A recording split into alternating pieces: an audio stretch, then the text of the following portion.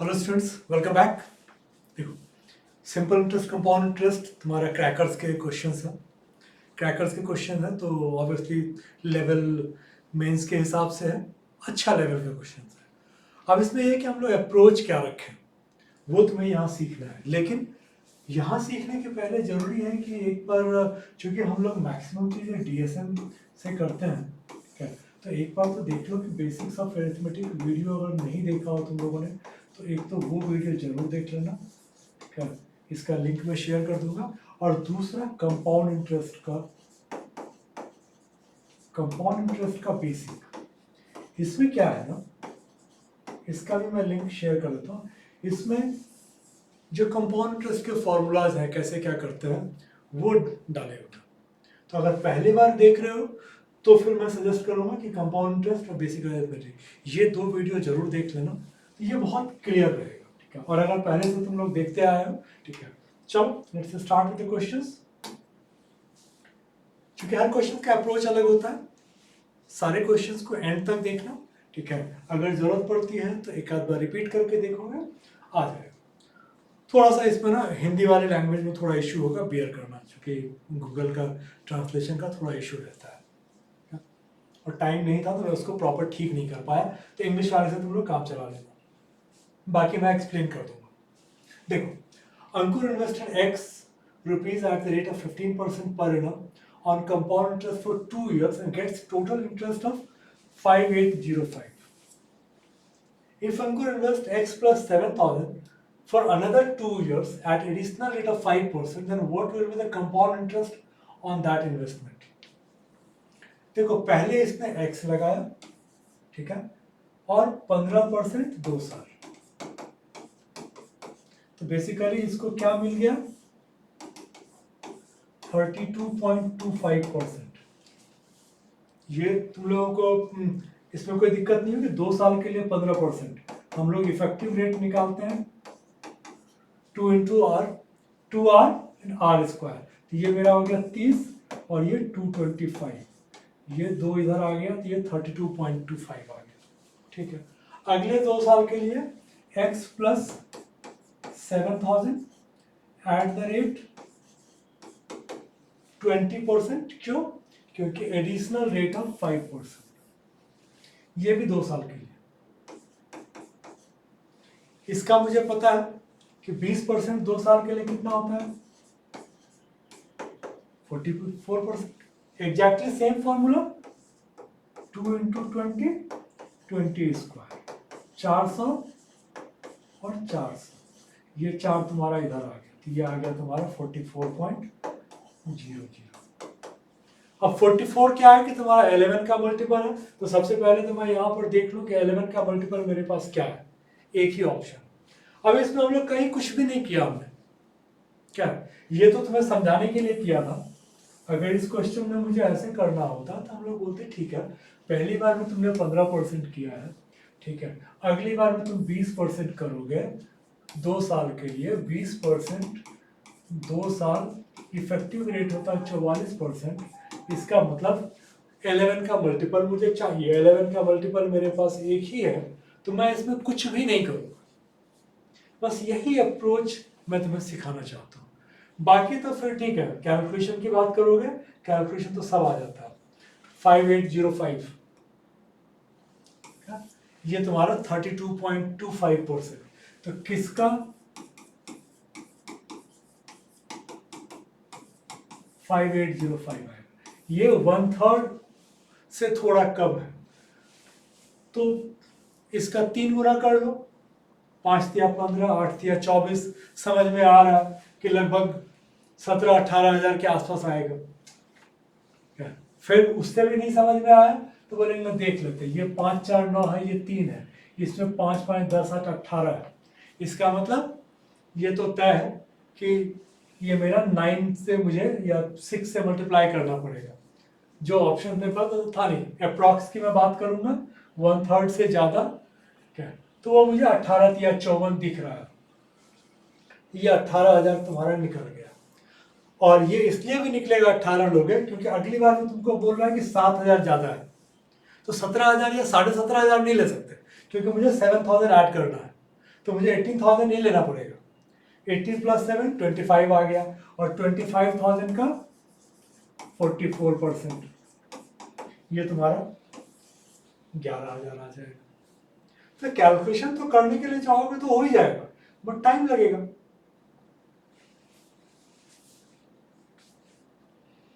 अब इसमें देखो, शिखा ने 32,000 रुपये इन्वेस्ट किए SI पे 2 साल के लिए at the rate of R%, gets an interest of 8,000। समझ में आ गया कि रेट क्या होगा? 32,000 का 4,000 रुपये इंटरेस्ट मिल रहा है। 4,000 क्यों? क्योंकि ये बोल रहा है कि 8,000 2 साल में, 1 साल में 4,000। तो 32,000 का 4,000 निकालोगे तो रेट क्या आएगा? 4/32, 1/8, ये क्या हो गया? 12.50%। ठीक है। फिर बोल रहा है कि उसमें तुम 2.5% ऐड कर देते हो, तो कितना हो गया? 15%। और वो तुम कंपाउंड इंटरेस्ट 2 साल के बाद।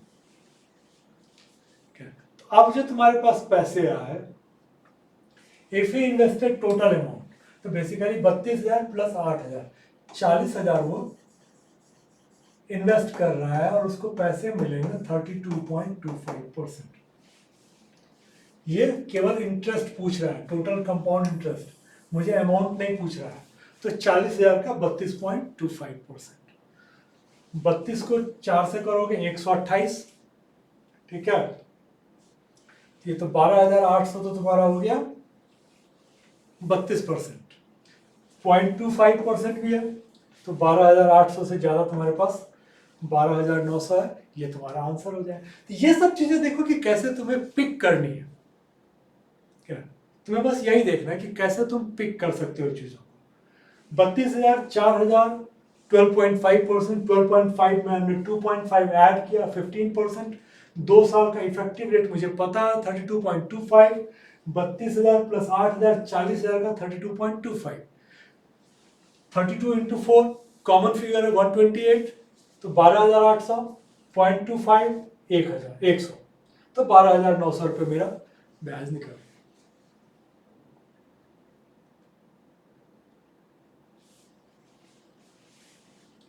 Ankit borrowed 12,000 from Veer on CI at 10% for 3 years.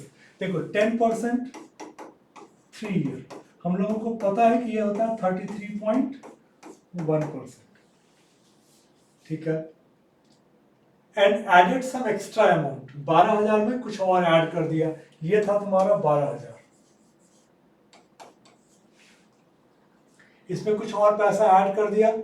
And lend to Arun on CI at 20% for 2 years, ठीक है। 20% 2 ईयर, मुझे पता है कि ये होता है 44%, ठीक है। If Ankit got 3,948 more interest than interest got by Veer, find how much extra amount was added by Ankit. अब इसमें फिर क्या लॉजिक लगा सकते हैं हम लोग, वो देखना। अगर मैं यूनिट की बात करता हूं तो 12,000 का 33.1%, ये यूनिट आएगा 2, ठीक है। इसमें तुम ऐड करोगे 3,948, ठीक है, ये मान लो कि कुछ आ जाएगा। अब इसमें तुम ऐड करोगे, ये तो जो इसका वाला आना चाहिए, ये आना चाहिए 0। अब 12,000 में इसमें से कुछ भी ऐड करोगे तो 0 ही आएगा। तो और क्या हम लोग कर सकते हैं, ये मुझे देखना है। एक चीज जो मैं कर सकता हूं वो ये है कि हम लोग 9 यूज कर लें,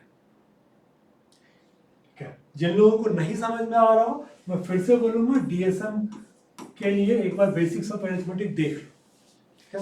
अब इसका इक्वेशन क्या बनेगा ये समझो। 12,000 प्लस कोई एक अमाउंट डालोगे, ठीक है, इंटू 44%,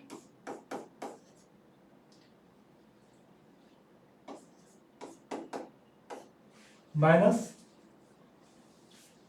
12,000 इंटू 33.1% इक्वल टू 3,948। ये है तुम्हारा। मैं यूनिट पे नहीं कर पा रहा हूँ क्योंकि ये 2 आ रहा है, इसको मैं कुछ भी ऐड करूंगा ना तो 0 ही आएगा, क्योंकि परसेंटेज 2 0 खाएगा, 1 0 यहाँ बचा हुआ है, तो मेरे पास कोई ऑप्शन नहीं है। 9 पे अगर मैं करता हूं तो अब 9 पर देखो कि क्या होगा। 2 1 3 और ये है 3 3 6 1 7, तो 3 को 7 से मल्टीप्लाई करोगे तो 21, मतलब 2 1 3। ये माइनस है, मैं इसको इधर प्लस में कर दूं, ठीक है। 9 इधर कैंसिल है, 4 3 7 8 15 प्लस 3 18, इसको सबको मिला लोगे तो ये तुम्हारा 9 आ जाएगा। ये तुम्हारा 3 है, 9 या 0 मेरे लिए बात बराबर है, ठीक है।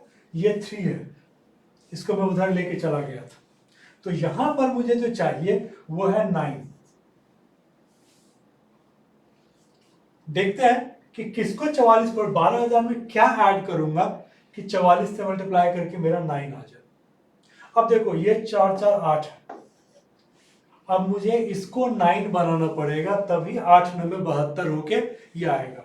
अब इसमें क्या ऐड करेंगे कि 9 आ जाएगा?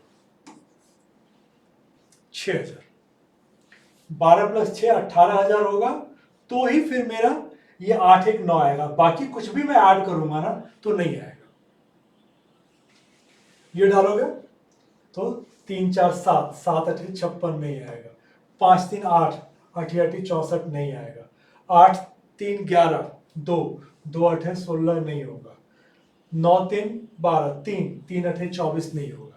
तो एक ही ऑप्शन था तुम्हारे पास 6000 जो कि देगा तुमको।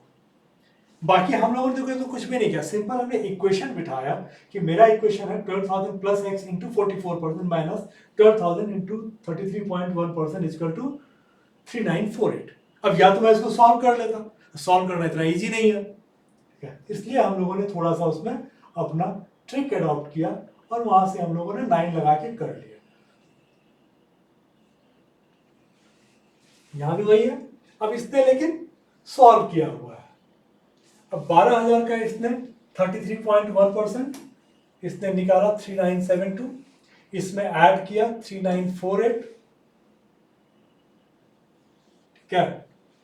अब ये इसको फिर 12,000 प्लस एक्स ये करके तुमने इसने निकाला हुआ है क्या, तो 0.44x equal to 2640x equal to 6000। इतना करना बहुत डिफिकल्ट है, इस बात को मान के चलो।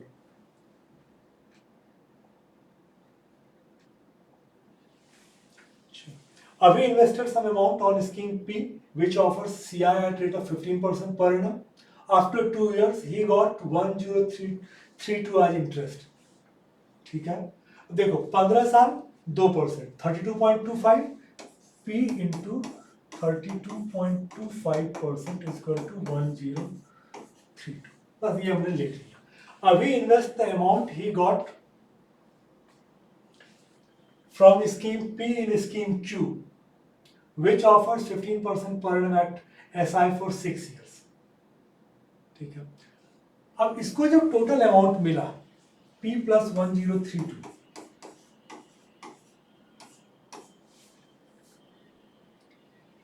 Q में लगा है जो कि 15% SI 4 साल। Find the total interest earned from scheme P and scheme Q together, ठीक है, ये आ जाएगा। इसके बाद क्या है कि ये अपने को निकालना पड़ेगा। अब इसको भी अगर हम लोग कॉमन सेंस की बात करें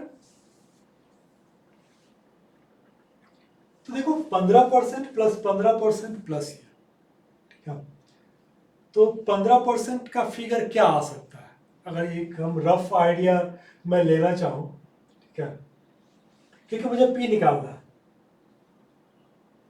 तभी मैं P में 1 प्लस 32 डाल के, या फिर 1 प्लस 1032 नहीं भी डालेंगे, वो जरूरी नहीं है, ठीक है। हम लोग एक सिंपल इंटरेस्ट निकाल रहे हैं। 1032 जो तुम्हारा है, 1032 तुम्हारा दो पार्ट में आया, ठीक है। पहला वाला है P का 15%, ठीक है, प्लस P का 15% जो आया, ठीक है, प्लस इसका भी 15%, मतलब अगर मैं P प्लस को 15% को X मान लूं, ठीक है, तो ये आ गया simple interest plus simple interest into 15%। मुझे इसको दो पार्ट में डिवाइड करना है, ठीक है, जिसमें कि एक सिंपल इंटरेस्ट आ जाए और फिर 15%। जैसे अब देखो 15%, तो मुझे 15 के मल्टीपल में चाहिए होगा, तो 15 के मल्टीपल में 450 आता है, 15 दिया। या जैसे मान लो अगर मैंने 500 पकड़ा कि 500 लेता हूं, तो पहला वाला 500 आ गया, दूसरा वाला 500, ठीक है, सिंपल इंटरेस्ट तो आ ही गया, प्लस इसका 500 का 15%, तो कितना हो गया 75। ये मेरा आ गया 1075, लेकिन मेरे पास है कितना 1032, तो 500 तो आ नहीं सकता, ठीक है, 500 तो आएगा नहीं, लेकिन हमें 3 का मल्टीपल चाहिए, 15 का मल्टीपल चाहिए, तो 450 एक फिगर आता है। अब 450 अगर लेता हूं तो 450 प्लस 450 900, अब प्लस 450 का अगर मैं 15% निकालूंगा, 15 चौके 60 आएगा, तो 960 आएगा, तो ये तो होगा नहीं। तब क्या नंबर तुम्हारे दिमाग में इसके बाद आता है? 480। क्या ये जो मैं बता रहा हूं सिर्फ ये है कि ये फिगर पर पहुंचने के लिए तुम्हारा दिमाग कैसे चलना चाहिए। 500 तो हम लोग लेते ही नहीं, हम लोग 15 का मल्टीपल लेते हैं, 15 या 45। मुझे समझ में आ रहा था कि दिक्कत होगा क्योंकि 900 से बहुत ज्यादा है, तो मेरे पास एक ही फिगर है 480। 480 प्लस 480 प्लस 480 का 15%, 480 का 15% करोगे तो ये होता है 72। अब तुम्हारा 1032 आ जाएगा। अब समझो कि ये पूछ रहा है पूरा इंटरेस्ट, तो अब यहां से हम लोग कैसे निकालेंगे? तो यहां से हम लोग जो निकालेंगे वो ये है कि मैं ये नहीं बोलने के लिए जा रहा हूं कि ये कितना है, कि P कितना है, मैं नहीं निकालने जा रहा। मैं सिंपल बोल रहा हूं कि भाई सिंपल इंटरेस्ट तो तुमने उसी रेट पर तुम लगा रहे हो, पहले भी तुमने 15% पर लगाया था, अब भी तुम 15% पर ही लगा रहे हो, तो इसका मतलब ये हुआ, और 4 साल के लिए लगा रहे हो, तो मेरा इंटरेस्ट सिंपल इंटरेस्ट तो यही रहेगा ना P पे। 1032 पे बाद में बात करते हैं। तो भाई मेरा 480 ठीक है, तो यही मेरा सिंपल इंटरेस्ट रहेगा। तो बेसिकली मेरा 480 इंटू 4 P का, अगर मैं P के ऊपर इंटरेस्ट निकालूंगा तो ये आ गया, ये कितना आ गया 1920 रुपए, ठीक है, इसमें कहीं कोई दिक्कत नहीं है। इसके बाद उसका 1032 रुपए जो पहले का था, इसको भी इसमें ऐड कर दो, और 1032 का 60% ये तुम्हें ऐड करना पड़ेगा। क्यों? क्योंकि ये तो 60% हमने लिया P पे, लेकिन ये तो बोल रहा है कि पूरा पैसा तुम दोबारा से डाल दो, P प्लस I, ए को डाल दो, तो 1032 का फिर 60%। अब मैं अगर यहां पर देखूं तो प्रॉब्लम है कि 6 दूनी 12, मेरे पास दो जगह पर आ रहा है, डेसिमल में तो आएगा, सॉरी 3 जगह पर आ रहा है। अब इसमें से मैं क्या ले लूंगा, देख लेते हैं एक आइडिया। 19 10 29 2950, और इसको करोगे तो 600, भाई 60% निकालोगे 600 समथिंग आएगा, तो 2950 और 600, तो कितना आ गया 3550 समथिंग। तो ये मेरा 3571.2 ये आ गया अगर मैंने पूरा कैलकुलेट किया। अगर मैं पूरा कैलकुलेट नहीं करता तब फिर मेरे लिए ये था कि मुझे ये 480 अगर मेरे लिए निकल गया तो मैं 9 पर, अच्छा 9 पर नहीं कर पाओगे, क्यों? क्योंकि देखो ये ना, इसने सारे डिजिट को पलट दिया, 3 5 7 3 5 7 1 2 1 2, तो 9 पर तो हम लोग कर भी नहीं सकते, तो मुझे अप्रॉक्स पे ही करना पड़ेगा। अप्रॉक्स पे ये मेरा तरीका है। हम लोगों ने 1032 को 2 पार्ट में डिवाइड किया, ठीक है, क्योंकि 15% था इसलिए मैंने बोला कि 15 का मल्टीपल लो। 15 का मल्टीपल लेने के लिए जाओगे तो तुम्हारे पास 450 480 और 510 तो लोगे नहीं, 450 लेके घट रहा था, 480 आ गया। जैसे 480 आया तो मैंने बोला 480 सिंपल इंटरेस्ट 1 साल का है और यहाँ पर 4 साल के लिए लगा रहा है। तो 480 इंटू 4 1920, 1032 पिछला वाला ब्याज था और इस 1032 का 60%, ये तीनों मिला के मेरा 3571.2 आ जाएगा। करने के लिए जाओगे तो इसने 3200 रुपये निकाल दिया होगा। देखो एमो, क्योंकि हम लोगों ने बोला था कि 15% 480, तो वो निकालना पड़ेगा तुमको 32। तो वही है कि 1032 बाय 32.25। अब ये कितना इजी होगा निकालना, ये तुम्हें डिसाइड करना पड़ेगा। मुझे लगता है थोड़ा डिफिकल्ट है। अच्छा, आंसर ठीक था, 3571.2। हाँ, पहला वाला ठीक था। A man invests rupees 1200 at 10% per annum. At the end of year, he withdraws 30% of total amount and pays rupees 24 as transaction fee. ठीक है। At the end of second year, he withdraws 30% of the amount and pays 93 as transaction fee. What is the balance at the end of third year? देखो 10% interest इसका rate है, तो balance क्या होगा कि जब भी होगा तो 11 का मल्टीपल होगा। क्यों? क्योंकि 100 रुपये अगर बचा होगा तो 10 रुपये उसको ब्याज का लग जाएगा, 110 का मल्टीपल होगा। मेरे साथ प्रॉब्लम क्या है कि 11 का मल्टीपल ये तो है ही, ये भी है, ये नहीं है, 8 5 13 माइनस 2 ये भी है। तो बेहतर होगा कि इसमें चूंकि डिफरेंस है तो हम लोग अप्रॉक्स ट्राई कर लेते हैं। ये मैं मान के चलता हूँ कि इतना घुमा के तो नहीं देगा, 660 या 770 में कोई आएगा। चलो देखो, पहली बार तुम्हारे पास 1200 था, 10% तुमने लगाया तो 1300 हो गया। इसका 30% तुमने निकाल लिया, ठीक है। तो मान के चलते हैं 400-500 रुपये, 400 समथिंग निकाल लो, 13 या 39, 400 रुपये तुमने निकाल लिया। बच गया 900 रुपये या 920 रुपये, जो भी बोल लो, ठीक है। मान लो 900 रुपये बच गया। अब 900 रुपये का फिर से तुमको क्या है ना कि अच्छा इसको 24 रुपये लगा था, एडजस्ट कर लेते हैं, जाने दो। मान लो मेरे पास 900 रुपये बच गए, क्योंकि मेरे डिफरेंस है, इतनी दिक्कत नहीं है। अब 900 रुपये पे फिर तुमको 10% मिलेगा, तो मान लो कि ये 990 हो गया। अब इसका 30% निकाल लोगे, मान के चलते हैं कि 1000 रुपये,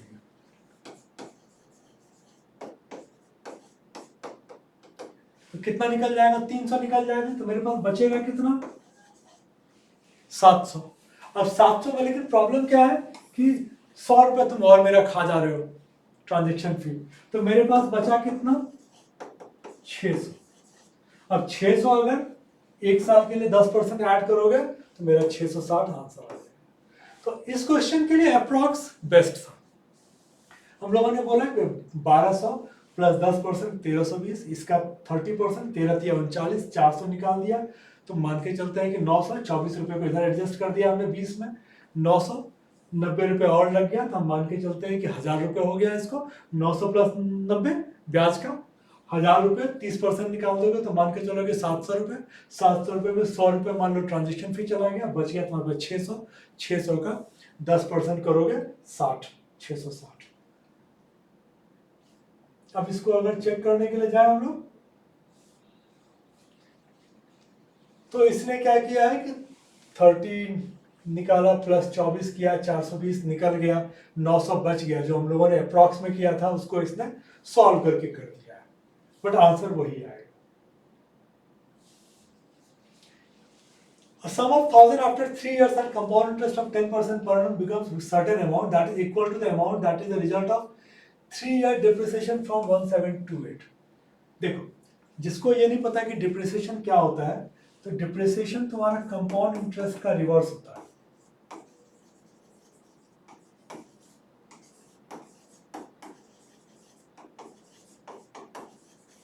इसमें अमाउंट बढ़ता है, ठीक है, इसमें अमाउंट घटता है। जैसे अगर 10% के हिसाब से तुमने रेट लगाया और 100,000 रुपये है, ठीक है, तो 2 साल के बाद ये इंटू 1.1 इंटू 1.1, ठीक है, तो ये कितना हो गया तुम्हारा?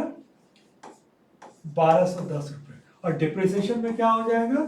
1000 इंटू 0.9 इंटू 0.9, 9981, ये तुम्हारा हो जाएगा 810। तो ये बेसिक समझ लो, क्योंकि जो कॉमर्स वाले हैं उनको डिप्रिसिएशन पता होता है, बाकी लोगों के लिए डिप्रिसिएशन का ये मतलब होता है। 10% का मतलब 100 में से घटा के तब करोगे तुम।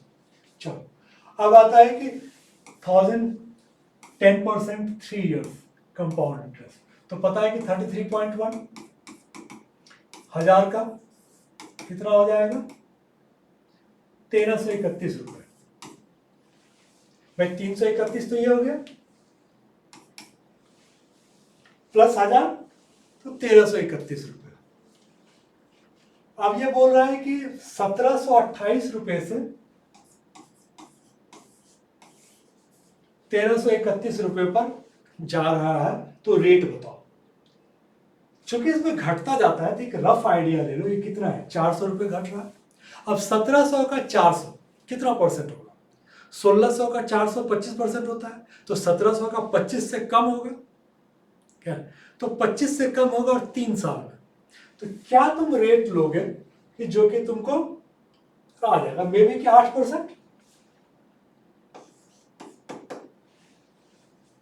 इससे अगर मुझे घटाना है 3 साल में तो मे बी कि 8% का मैं रेट पकड़ सकता हूं, और इसका रेट 10% था, तो ये 10 था और ये 8 है, तो मेरा जो डिफरेंस आएगा वो 2% का आएगा।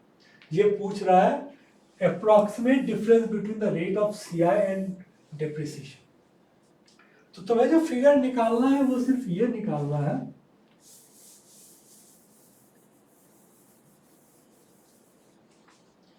$1728 इंटू क्या, अब क्या तुम फिगर लोगे 100 माइनस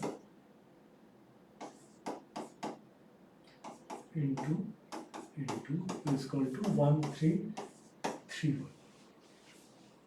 थोड़ा सा डिफिकल्ट है, तो हम लोगों ने बोला कि भाई 1728 से 1331 में 400 का गैप है। 1700 से अगर मैं इसको करता हूं तो ये 17 दूनी 34 और 60, ठीक है, तो मान के चलते हैं कि भाई मेरा ये घटता जाएगा, बट 17 दूनी 34 60 17 चौके 68, लगभग 24% के आसपास का आ रहा है।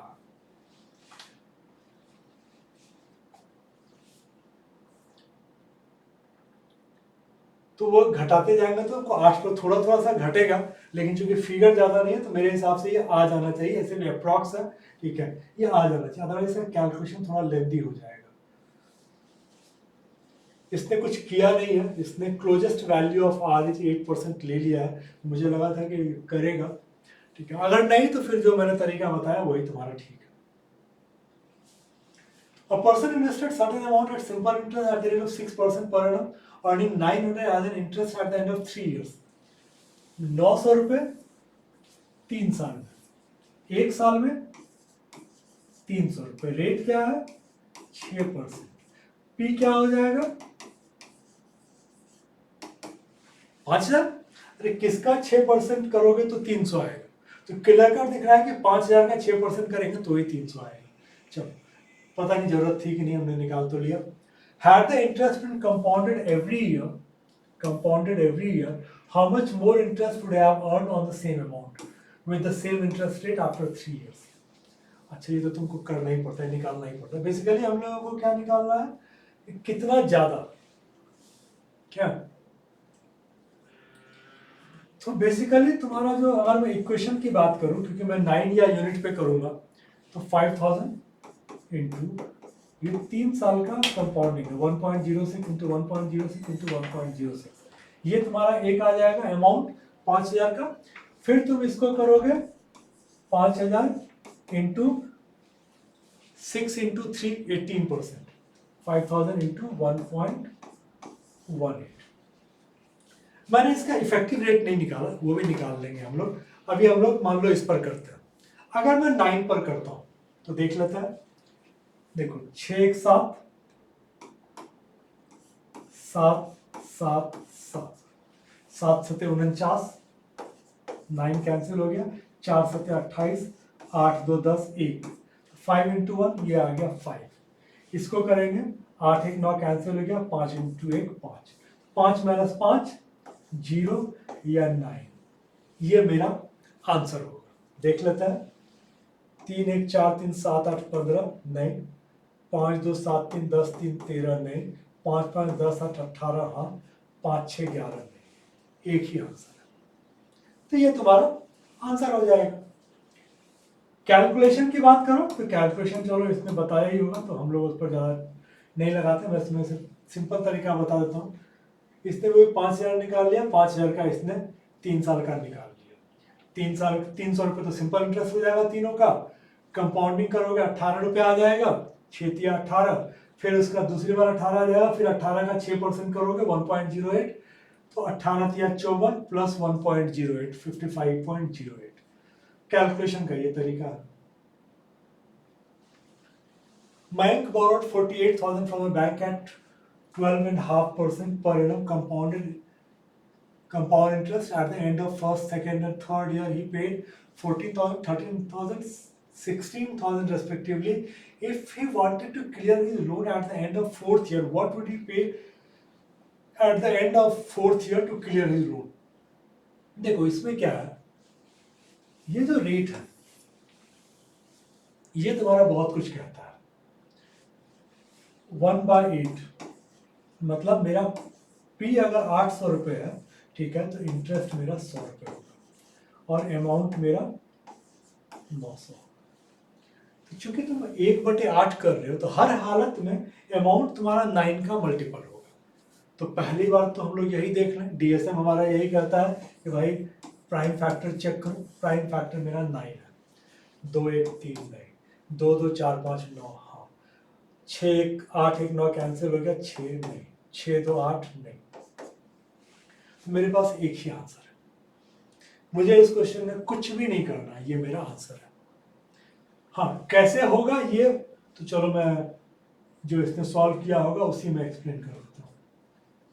देखो इसने क्या किया है कि तुम्हारा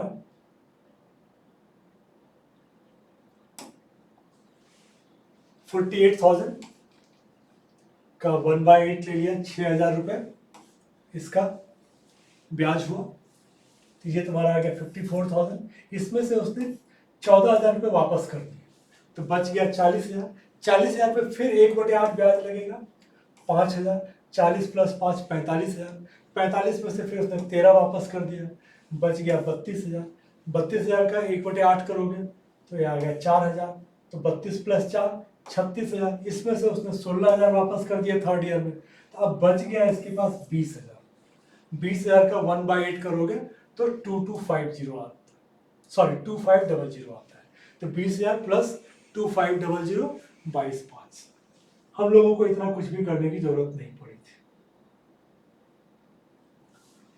Rakesh lent rupees P to Rahul on an agreement that for first 2 year interest will be calculated on SI at 15% per annum, and for next 2 year interest will be calculated on CI at 5% additional rate. If Rahul paid total amount of 17,971.2 at the end of 4 years, find the amount borrowed by Rahul. देखो ये क्या है कि ये तुम्हारा total amount है, तो basically अगर मैं P मान के चलूं तो क्या हो रहा है, P इसमें तुमने क्या किया कि 2 साल तक तुमने सिंपल इंटरेस्ट पे किया, तो ये हो गया P इंटू 1.3। फिर तुमने क्या किया कि फिर तुम इस सारे अमाउंट को 15 प्लस 5 20% पर तुमने कंपाउंडिंग पे डाल दिया, तो 20% का रेट क्या होता है 2 साल का 44%, तो 1.44 ये तुम्हारा दे रहा है 17,971.2। अगर मैं यूनिट की बात करूं, देखो DSM तो लगाने की आदत है, वो तो लगेगा, ठीक है। और यूनिट की बात करूं तो 4 तिया 12, 2 को किससे मल्टीप्लाई करोगे, 2 आएगा, 2 9 18, 2 8 16, 2 9 18, 2 6 12, 2 2 4। अब इसमें क्या है कि 9 नहीं लगेगा, 9 इसलिए नहीं लगेगा क्योंकि ये 4 4 8 1 9 है, तो ये 9 होना ही है, चेक करना हो 7 2 9, ये 9 है ही, 1 7 8 1 9, तो हमारे पास यूनिट इसमें बेस्ट वे है, यूनिट तुम्हारा लग गया। ठीक है, चेक करना हो देख लेते हैं, इन्होंने जो कैलकुलेशन किया होगा इसी में बता देता हूं। देखो हमने 1.3 से मल्टीप्लाई किया था, ये 30% बोल रहा है, फिर ये 44% तुमने भी कैलकुलेट किया था, ये बोल रहा है 13p/100, तो जो हमने किया था p इंटू 1.3 वही यहाँ पर बोल रहा है, फिर बोल रहा है कि इंटू 1.44 इजकल टू 17971.2 जो तुमने किया था। अब इसने क्या किया, इसको डिवाइड बाय 1.3 इंटू 1.44। अब ये कितना इजी है तुम लोग बता सकते हो।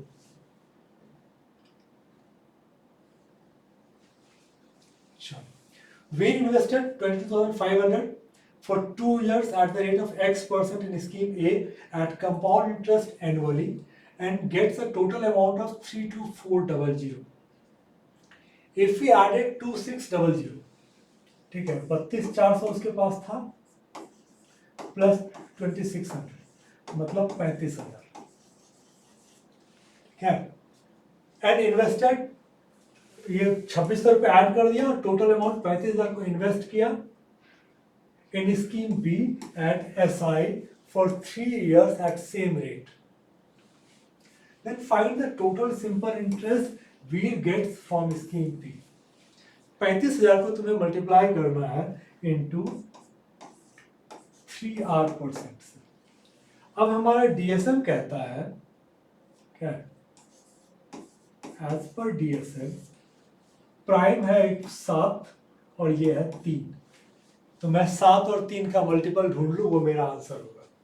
ये 5 4 9 है, 7 का मल्टीपल नहीं है, 7 या 21 करोगे नहीं है, 22 7 का मल्टीपल नहीं है, ये 7 का मल्टीपल है, ठीक है, 7 दूनी 14, 7 पंचे 35, लेकिन 3 का मल्टीपल नहीं है, 7 5 12 1 13, 3 का मल्टीपल नहीं है, 20 न 7 में 3 21, 7 और 3 2, ये मेरा आंसर आ गया।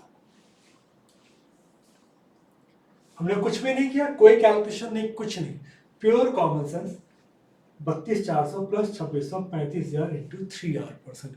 आर तुमको जो लेना हो ले लो, ठीक है, मुझे जरूरत नहीं थी आर की, चलो यहाँ पर इसको आर की जरूरत होगी, इसने लिया होगा। इसने क्या किया, 32,400 से इसने आर निकाला, पहले आर इसका आया 20%, फिर उसने 60%, 35,000 का 60% निकाल लिया। तुम्हें इतना कैलकुलेशन करने की जरूरत नहीं है।